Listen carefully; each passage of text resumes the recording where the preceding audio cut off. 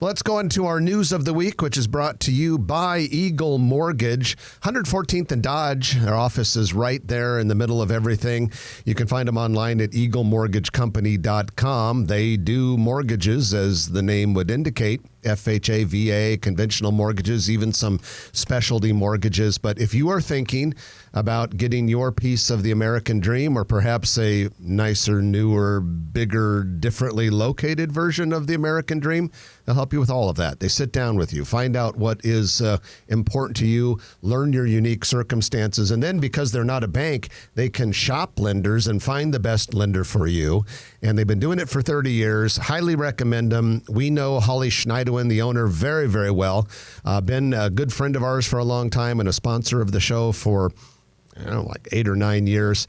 And couldn't recommend them more. Safe choice if you're looking for a lender, Eagle Mortgage. All right, so many things in the news. First of all, we have a new mixed-use development to be known as Shadowview Village, which is going into an undeveloped piece of land northeast of 200th and West Center Road. So not 204th, you got to go east a few blocks, so it's northeast of 200th and Center. Plans call for a 240-unit apartment complex. There's going to be some office, some retail space, a freestanding daycare building, and a unique feature of the development will be 40 additional residential units on top of some of the commercial space. Glad to see some of that type of development in the suburbs. And that's very unique. Now, what's interesting about that is it's almost an infill. If you think about it, the city kind of grew around it. 204th Street, that Highway 31-6, what's going on around there. And most of that land is all in developers' hands. And what's unique about this one is putting residential, whether it's condos or apartments, above retail. That's what a lot of people think that Village Point missed. And back then they weren't doing it as much. It's a lot harder to develop. It's a lot harder to finance.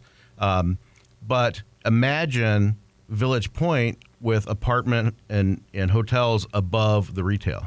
Now that 200th Street is infill development, Trenton and Jeff are officially old. A developer plans to subdivide 9402 Pacific Street into residential development. Had been a house on a large 2-acre lot there, torn down.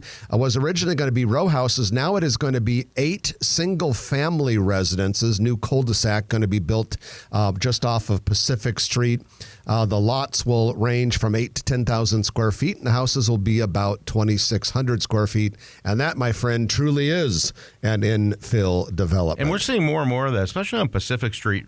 Lockwood is that project just east of Westside High School and just north of 90th and Pacific. There's houses there. So it's good use. We're getting more dense in the center of our city.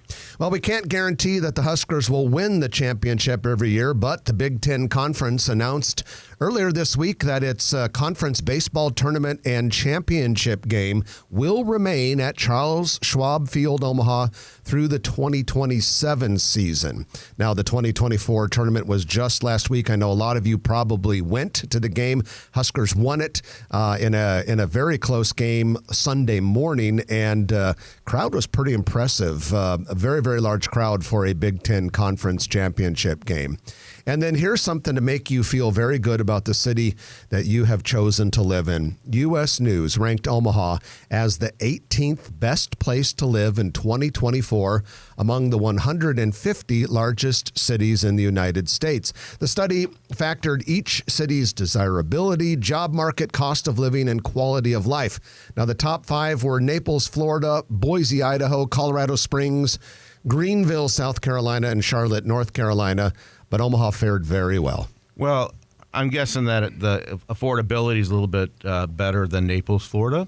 And might be right. I prefer Forbes Home that voted us number 1. Yeah, they voted us recently the number 1 city to move to in 2024, which Omaha is great. We'll take both of those. We love Omaha. We're Omaha cheerleaders. We're natives. We have, for crying out loud, we have a show called Grow Omaha. But if you would have told me that someday Omaha would be Forbes' number 1 city to move to in 2024, I would have been like, wow, that's pretty cool. What are we missing? I'd be surprised. No, we love our city.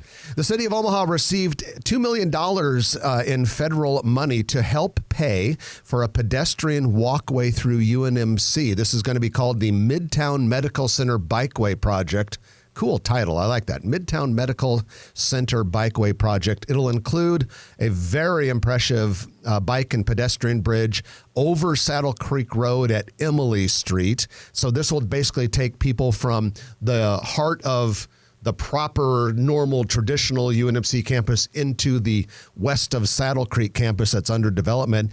It'll also include a bridge over Leavenworth Street at the Field Club Trail. Construction should start next year, and completion will probably take a couple of years. Given the cost of construction projects, Jeff, I'm guessing it's more than $2 million. That's part of the financing. I believe about 12 or 13. And a lot of the money came from a federal grant from a year or two ago. And this is basically a pile-on. So the feds are being nice to us. So let's use it to build some cool projects. Yeah, let's talk about projects that are less than $50 million once in a while. It's hard. Well, and in our town, we specialize. We get excited starting at $100 million. Yes. Like Joslyn, the Tanaska Center, the Kiewit, the Steelhouse Omaha. Those are all over 100. The Central Flagship Library. If you got at least 100 million, and Trenton and Jeff get excited. Before that, it's just a brief. It's just a news brief. Just kidding. The Nebraska Medical Center, speaking of a bikeway through the Nebraska Medical Center, here's more news related to the Med Center. The Med Center has a proposal before city planning to rezone an area southwest of 42nd and Farnham. This would allow redevelopment in the area. We don't know the details yet, but we keep hearing that the Med Center has big plans for that area. But in the short run, and very significant, plans call to vacate that jug handle turn. A jug handle is like when you have to kind of go onto another street to go turn. So if you're familiar with that 42nd and Farnham area, right at 42nd Street, if you're eastbound, you're forced over to Harney Street. That's all going to go away. And it'll just be a normal, easy flowing, nice two-way Farnham Street, not that far in the future. Great. And that is your news of the week, which is brought to you by Eagle Mortgage, eaglemortgagecompany.com. If you like this video, be sure to hit those like and subscribe buttons. And remember, Grow Omaha is not just media. This is a mission. We are trying to build up Omaha and make it an even better place. We can only do that with your help. Share this video with your friends, neighbors, and family.